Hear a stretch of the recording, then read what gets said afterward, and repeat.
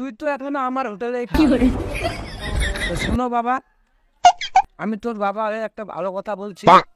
আগে 2-4 টাকা ইনকাম পাক, নিজের পায়ে দাঁড়া, তাদের না হয় বিয়ে শাদী করবি। বুঝিস না আমার কথা? দেখো আব্বা, আমি কিন্তু বিয়ের অভাবে নষ্ট হয়ে যাচ্ছি। তুমি যে লুকায় লুকায় কথা বলো সেটা কিন্তু আমি দেখি না। তুমি যদি আমারে বিয়া না করাই দাও, ভবিষ্যতে আমি চাকরিও পাবো না, বউও পাবো না।